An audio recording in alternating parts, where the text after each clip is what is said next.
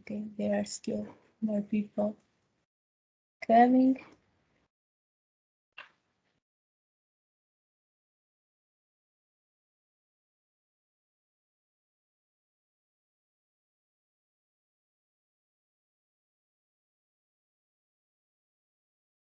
Okay, so maybe I can start presenting myself. So my name is Claudia.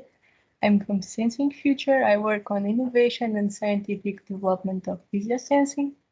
So we are a company that is a specialist in technology for force and pressure platforms with a wide range of applications in physical and vestibular rehabilitation, as you will see during this webinar. So just waiting for more people to get in this session, and then we'll carry on.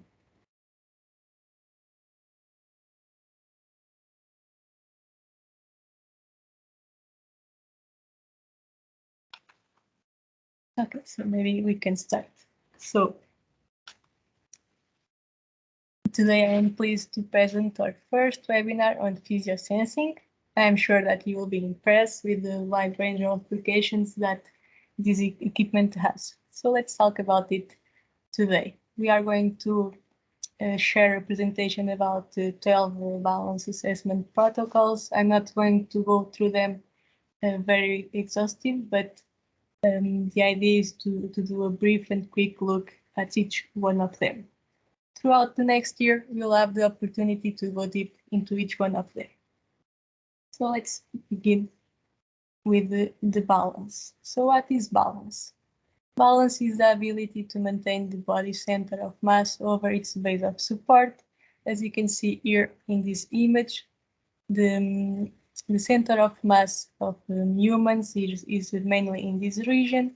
And then we have the center of pressure, which is the projection in the support surface, representing all the acting force on plantar surface. So this is the physical foundation of instrumented platforms, either force or pressure, which is to obtain the golden measure that we call the COP. This is the base of all the balance protocols that we will talk today. So how balance works? Balance is achieved and maintained by a complex set of sensory motor control systems that include the vision, the proprioception, the touch, the vestibular system, and the integration of all these sensory inputs in the cerebellum and the motor output to the eyes movement and body muscles. So when any of these systems are injured or deficient, balance can be markedly affected. There are several conditions like stroke, Parkinson's disease, multiple sclerosis, vestibular dysfunctions, brain injury, knees, foot lesions, among many others that will affect balance. This is where we enter with physiosensing. Physiosensing is a device dedicated, as many of you know, for podiatry activities, physical rehabilitation, and vestibular rehabilitation. You can see here in the left side some of our main specialties that physiosensing can help. And we have here the physiosensing software, which I will show you the 12 protocols for balance assessment, and we also have more than 30 exercises for balance rehabilitation. So this is the focus of this webinar. So let's begin with our first protocol. First protocol that we'll talk about is the modified clinical test of sensory interaction and balance. This is a very well-known protocol which has 4 conditions with eyes open, eyes closed, and then using a foam to create an unstable surface, and again with eyes open and eyes closed. Each condition has 3 trials of 10 seconds, and after performing all the trials, the software will give you the static kinesiograms for each condition, as you can see here, and also for each trial. In this case, you can see that we are measuring the sway velocity in degrees per second. So we are measuring the medilateral and anteroposterior displacement, as you can see here on the right side. And then we combine these displacements in a statokinesiogram graph. And then we can calculate the velocity. So how do we calculate it? We measure the displacement between each center of pressure position, as you can see here, and divide it by the time. In our case, our platform has a frequency of 100 Hertz, so we are dividing by 0.01 seconds. And then we can convert it to degrees by knowing the height of the patient. We have a theoretic point of the center of gravity, which is here, and we can calculate the degrees using basic trigonometry. In this way, we can calculate the sway velocity for each condition, and we give the results in this chart, as you can see here, with the indication of the normative values in the right side. This is similar on all the protocols in this software, as you will see. And in this case, usually healthy individuals, they show minimal sway in the firm surface conditions, either with eyes open or closed. And in the other end, they will increase the velocity on foam surface and mainly in eyes closed. However, they will not lose balance or fall. In this case, you can see an example which has abnormal values for the first three conditions. So this protocol, the modified CAT-SIB, can help clinicians to assess balance dysfunction, establish objective baselines, and outcome measurement for treatment planning. It can also help analyze sensory deficits in balance control. For example, higher sway in firm surface can be indicative that the patient has difficulty in incorporating somatosensory information, while with the foam surface with eyes open is indicative of visual information in balance control. And in the last two conditions can be indicative of the patient that has difficulty in incorporating visual and vestibular information. So this is a very well-known protocol for neurological and vestibular disorders. Our second protocol is similar to the modified CAT-SIB, which is the Romberg test. And in this case, the main difference is the feet position. It has feet together, and the conditions are the same. And in this case, you can select the condition time. So in this case, we don't give normative data to the health professional, as they can choose the time that they want to measure for each condition. In this case, we have the statokinesigram for each condition also, and several parameters derived from the COP are presented. You can see here the values for the displacement. The displacement is the total length of the center of pressure path, and also the ellipse area, which is the prediction ellipse containing 95% of the COP values, as you can see here. In our case, it is calculated using the principal component analysis method. Then we also give the velocity, which I've talked about in the previous protocol. And then we also give the values of standard deviation of velocity and the standard deviation of COP values in the mediolateral and anteroposterior direction. In this protocol, we also calculate the Romberg quotient analysis. This is the division of the parameter with eyes open, with eyes closed divided by eyes open in the same variable. So in this way, you can quickly analyze if the patient sway more with eyes closed. So depending on the results, the Romberg test is considered positive when there is a significant imbalance with the eyes closed, or when the imbalance worsens on closing the eyes. Sorry. So this can help uncover any disorder perception that has been masked by vision. Also, if there is a tendency to sway or fall in the eyes open, can be suggestive of dizziness, of vestibular or cerebellar origin. Going to our next protocol, which is the body sway. It can be seen as a configurable posturography. So you can do your own protocol. It is very customizable. You can define different aspects of the protocol. For example, the visual system, the proprioceptive system, the stance position, the test duration, and the number of trials. This is very suitable for research center as it measures several parameters of body sway. In this case, in the report, we give a lot of parameters, and the great highlight of this protocol is the ability of decoupling the COP in medilateral and anteroposterior directions, as their meanings can be very different for different conditions. We also showed the statokinesiogram for each for the condition. We have the left side, the global, and the right side here, and also the stabilogram for each direction. The stabilogram is the center of pressure over time, and you can see the deviations that the patient did during the trial. In here, you can see also the parameters that we calculate, the ellipse area, the COP displacement, the range, which is the maximum and minimum values on each direction, and among many others parameters like frequency analysis using Fourier transform.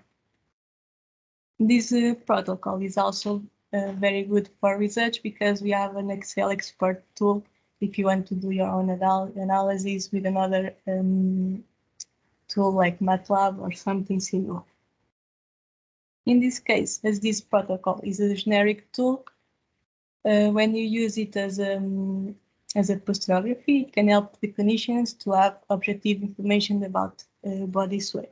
So it can assess the patient different sensory systems, similar to what we saw in the previous protocols, the change of automatic and voluntary motor response, postural strategies, the deviations from the center of gravity, and change of limits of stability. Again, this is a very particular protocol. There are a lot of studies with different conditions. For example, with iSuppose, there are several studies about the difference of sways with Parkinson's disease, with vestibular disorder subjects, for example.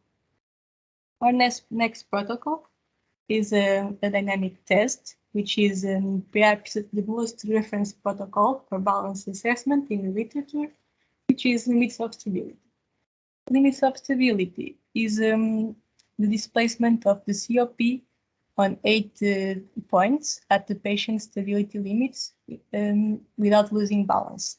So the limits, they are calculated according to the 8 of the patient.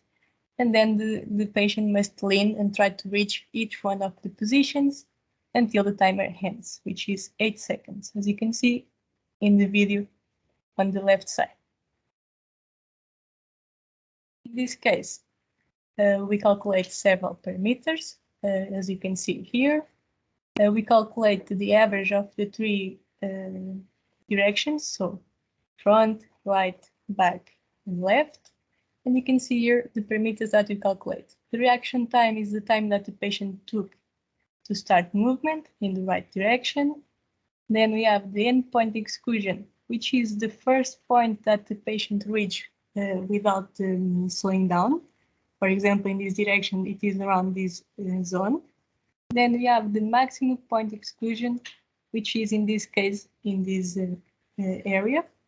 It is the maximum point reached by the patient. Then we have the velocity, which is the velocity between the central point and the endpoint exclusion. And then we have the control directional control, which is the percentage of movement in the right direction. So to see if the patient was in a straight line or not. In this case, we have a very stable patient with very good results. You can see that the results are within normative values for all parameters, which are indicative of good voluntary motor control and adequate proprioceptive of the lower limbs, as well as the range of motion and strength for mobility. On the other hand, abnormal values can be representative of voluntary motor impairment. So In the case of low values in directional control, maximum or endpoint exclusion, they can be indicative of limited range of motion, weakness, and other musculoskeletal deficiencies. For example, in the case of velocity, if you have low values, can be indicative of neuromuscular deficiency caused by stroke, Parkinson's, among other age-related disorders. While low reaction times can be indicative of cognitive deficits, fear of falling, or anxiety. So this protocol is very known for central nervous system pathologies. It can also be very good for sports and also for older adults. Another protocol that can be very useful for elderly is our next protocol, the fall risk, which is a static balance test. It is based in a study of the University of Dayton, where they were able to differentiate fallers from non-fallers using these 4 conditions. So comfortable stance with eyes open, then comfortable stance with eyes closed, and then a narrow stance, as you can see here in this image, with eyes open and then eyes closed again. In this case, each condition has one trial of 45 seconds and hands should be placed on hips. In this protocol, we also showed the statokinesiograms, similar to the other protocols, but in this case, in this study, they only use the mediolateral parameters to calculate what we call the sway velocity index. So this parameter that you can see here is based on the mediolateral velocity and the height of the patient, and it is normalized by a natural logarithm function. So results within normative values are indicative of a low risk of falling. So this tool can help health professionals to categorize the patients in fall risk and low, moderate, or high, as you can see here. So regarding clinical consideration, as mentioned, this protocol can be used as a preliminary tool for identification of risk of falling, since mediolateral sway was identified as a parameter that best differentiates recurrent fallers from non-fallers in each testing condition. The normative values also suggest if you are outside the normative values, you should do a more in-depth assessment of lower limb strength, proprioception, and vestibular or visual dependencies. Moving on to another dynamic test similar to limits of stability is the rhythmic weight shift. As you can see here in the video, this is a protocol that evaluates the transfer capacity of the center of pressure rhythmically between 2 points at 50% of patients' limits of stability in the sagittal and anteroposterior plane at 3 different velocities: slow, moderate, and fast, as you can see in the video. In this case, we also show the trajectory of the center of pressure for each condition, and we calculate the velocity and the directional control, similar to the limits of stability, as we saw earlier. In this example, you can see a healthy individual with, which was able to maintain an appropriate pace during rhythmic weight shift with adequate velocity and minimal off-axis displacements. In the case of low values, it can help clinicians to provide some information about motor control deficits, as low values in axis velocity, directional control can be indicative of motor control disorders. These patients generally have difficulty in activities of daily living that requiring rapid movements, weight transfers, and rapid change in directions. This is appropriate for patients with central nervous pathologies, again, stroke, brain injury, also diabetes, And also it's very good for patients that were not able to perform the limits of stability. The next protocol available in our software is the unilateral stance. This is a quite challenging protocol that quantifies the patient ability to keep postural stability while standing in one leg at a time, measuring 4 conditions. First, left leg with eyes open, then eyes closed. Then we switch to the right leg, eyes open, and then eyes closed. In this case, we have 3 trials of 10 seconds for each condition, and hands should be placed on the hips. During the trials, the legs should not touch on each other. Regarding the report for this protocol, we have here the static kinesiogram for each condition and the values of the sway velocity, which is the parameter that we measure in this protocol for each trial. And then you can see here the results for each condition. So this is the average for the 3 trials, for eyes open, eyes closed, and then left and right side. And then we see the difference between left and right side with eyes open and eyes closed. So healthy individual, they will have higher sway when standing in one leg, so it's normal, but usually they don't fall. And then they will sway even more with the eyes closed. This protocol is a very sensitive protocol for motor impairment, but it is not specific because there are a large number of independent factors that can impact performance. For example, some possible causes can be musculoskeletal problems such as leg weakness, neuromuscular problems like Parkinson's, or sensory impairments such as somatosensory deficit. These patients generally have difficulty in activities that require one leg standing. Carry on to another protocol, which is very challenging. So these protocols, they are very good for sports. And our next protocol 2, which is Wallace Area Scoring System. This is a very well-known tool used in athletes after sport-related concussions or mild traumatic brain injuries to evaluate the effects of head injury on static postural in different positions.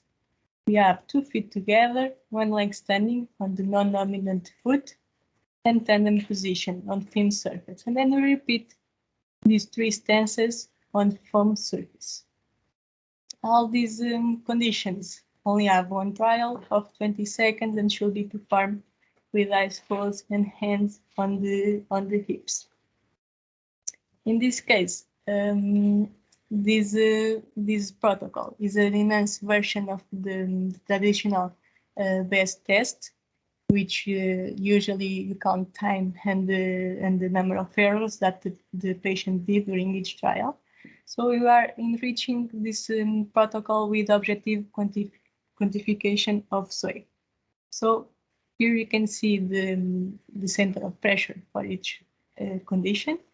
We have the static kinesiograms, and we calculate several parameters for each condition. You can see here the sway index for each one of them. The sway index is the variation of distance traveled in the COP average position during the test time. So smaller values of sway index means there was a smaller deviation of the COP. While sway velocity, as I said before, is the division of the displacement of the center of pressure during the trial divided by the time. Okay. After each trials, you can also add the number of errors in our interface. And in this case, we don't give normative data, but usually healthy individuals show minimal sway in the feet together, which is similar to the Rumberg test, which I show you in the beginning of this presentation. And on the other hand, in this 4 condition, it is normal to sway more or even lose balance in these 4 conditions. Nevertheless, it can help assess the effects of head injury, as I said, on static postural stability. For example, in the case of high values in the non-dominant foot or in tandem position, on firm surface, so condition 2 and 3, can be indicative of ankle instability, mainly in the mediolateral direction in the tandem stance, problems with sensory integration or inability to perform more effective counterbalance strategies due to orthopedic limitations or pain. As in the last three conditions with foam, are mostly indicative of sensory integration issues because you are usually using more vestibular information to control the balance.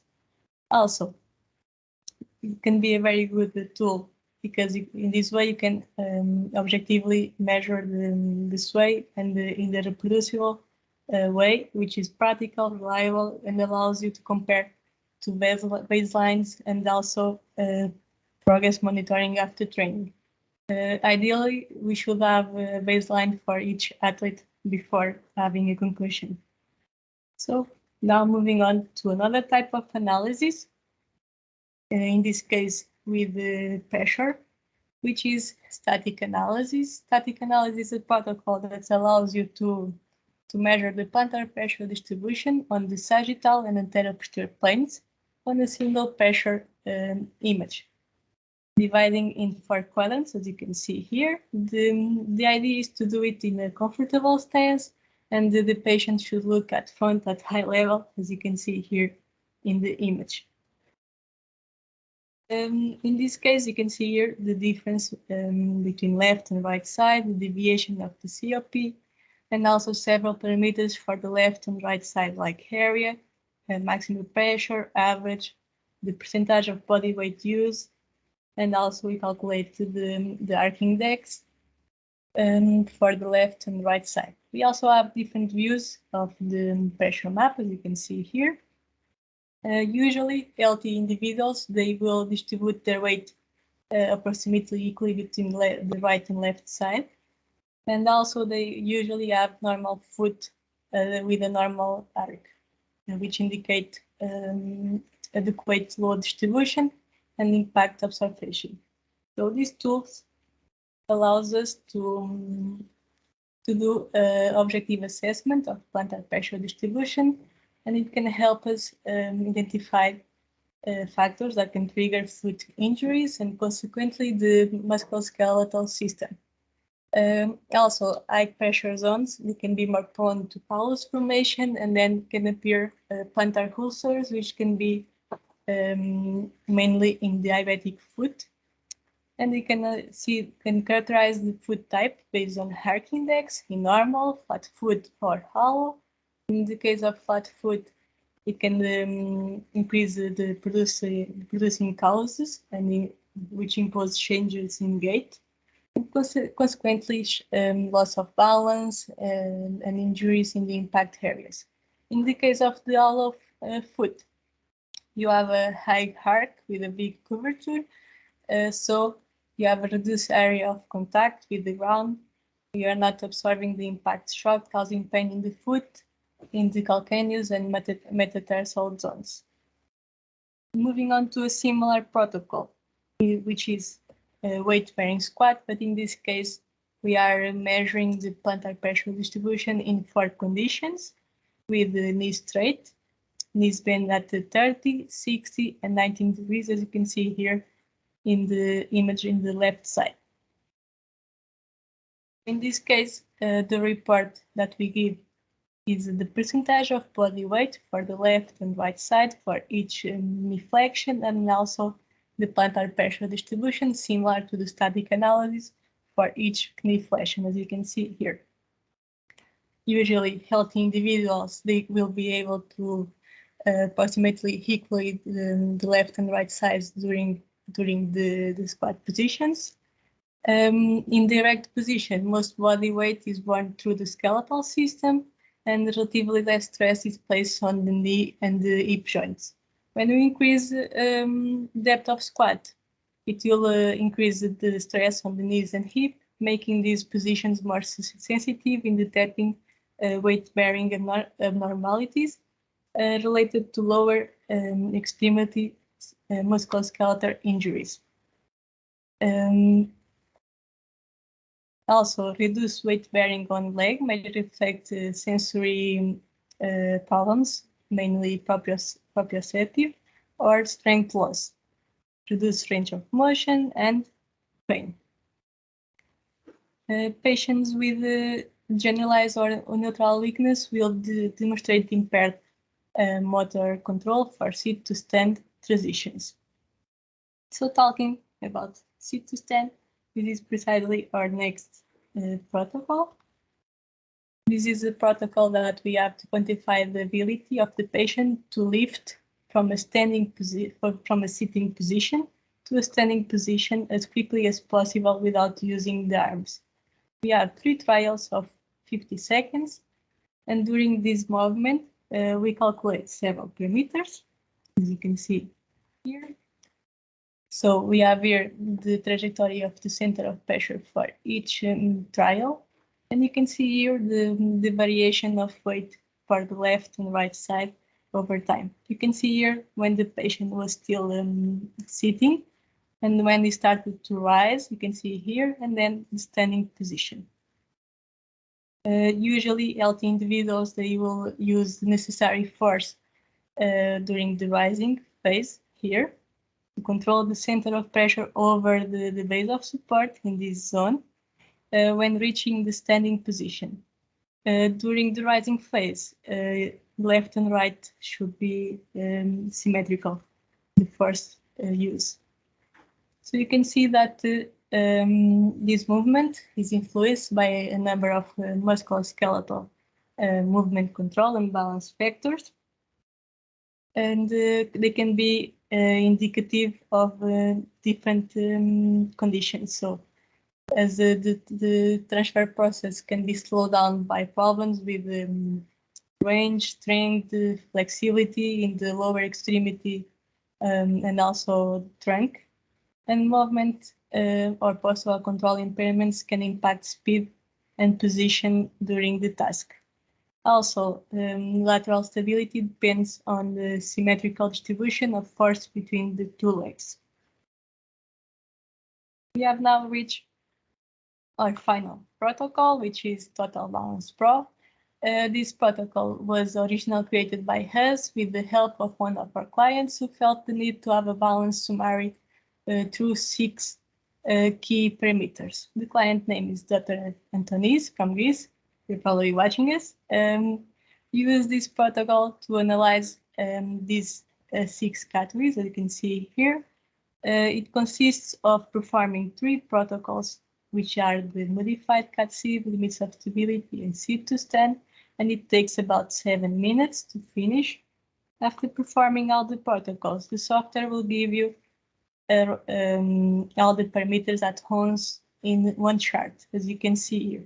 This is the great value of this protocol. We have all the parameters in one summary chart, indicating the areas that need intervention.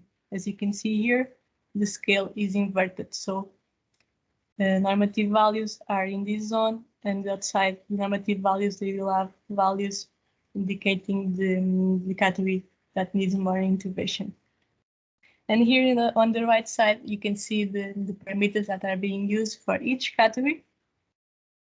We have here some examples, and also for the other 2 categories. And in this case, the main considerations that we give in the software, we also put them in the report where you can see all this information. So you can adjust the treatment plan according to the categories. And for example, we have here for proprioception, we should do habituation exercises, range of motion stretching techniques. For vestibular and visual input, we should do more in-depth tests to recognize the vestibular and visual contribution and balance. For postural stability, we should acquire appropriate postural strategies. For lower limb strength, we should do exercises with some heights and bends. For reflection and reaction time, we can do some exercises with the direction train and dynamic stepping routines. And finally, for motor control, some weight shifting exercises and limits of stability training. These are some considerations that we give in our report. And this closes all our protocols very quickly. So just to sum up, I would like to leave here some of the main reasons of why it is important to measure balance. So it can help you identify the specific nature and or the cause of the problem. It can accurately measure the balance, and in this way you can establish objective baselines that are reproducible, practical, and reliable, and in this way you can monitor the patient progress between sessions. It can help you differentiate balance deficits, as we saw in the previous protocol, with eyes open, eyes closed, and foams. Identify weight-bearing asymmetries and muscle weakness. You can also create your own normative data for all the conditions, and it can help you guide and evaluate the treatment rehabilitation program. So here, I would just like to leave a table that we give our clients with some suggestions of protocols that you can use for different applications, as you have more protocols that are more suitable for each condition. Okay, so on behalf of Sensing Future, thank you so much for watching. We are happy to know that we have about 70 people of over more than 50 countries present. It was a pleasure to share with you all this know-how. We don't have times for questions, but I believe that some of them were answered throughout the presentation. All the others, we will reply to them later. And if you have more questions, feel free to send me an email. I will be glad to answer them. And before you leave, I would just like to tell you that we are open to questions about technical and scientific advice, quotations, training programs, and webinars. And please check our website. We have a blog page with several articles which can be of your interest.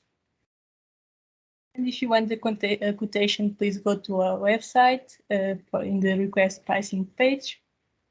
And note that we have that we ship worldwide. We have more than 50 distributors over the world with local support. And before finishing my presentation, I would like to tell you our next webinar, which will be about virtual reality therapy for vestibular rehabilitation. Thank you again, and see you soon. Bye.